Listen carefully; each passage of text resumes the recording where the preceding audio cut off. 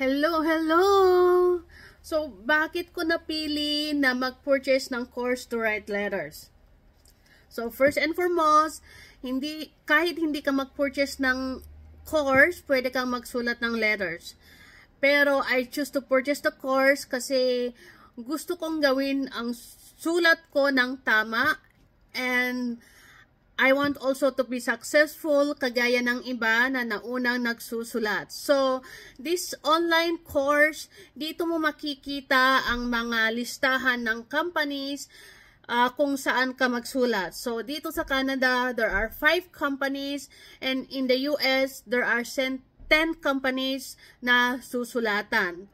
And another thing is, dito sa course na ito, they have also additional stream of income and additional opportunities like Amazon, travel, at marami pa silang ilalabas doon sa course na pwede mong i-grab na opportunities.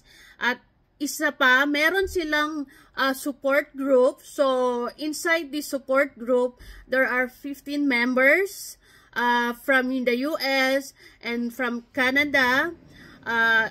So, dito mo makikita ang mga writers. Lahat sila writers. So, meron din silang support. Ito ang pinakagusto ko na support. Kasi, meron din silang question and answer weekly. And on top of that question and answer, meron silang weekly giveaway. So, dito nila magbigay ng mga giveaways. It is fun, guys. So, ito talaga ang gusto ko kasi very supportive. So, dito ko nakita na kung ano ang binayad ko sa course, nakukuha ko talaga kasi marami akong natututunan dito. So, ito guys, so kung gusto mo magsulat kagaya namin, meron kaming course or dito namin ituturo kung paano magsulat, kung saan ka magsulat, at lahat ibibigay namin ang support, at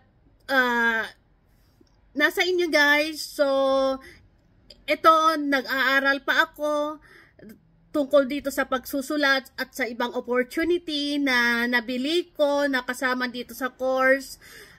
And I'm still learning. So, thank you, and nagpapasalamat din ako, at higit sa lahat, mag-open na ang Post Canada kasi strike sila for 5 weeks. So, ayan, naipon ang mga sulat ko. So, I'm excited to learn more, and I'm really more excited to post my letters. So, thank you and have a great weekend. Bye.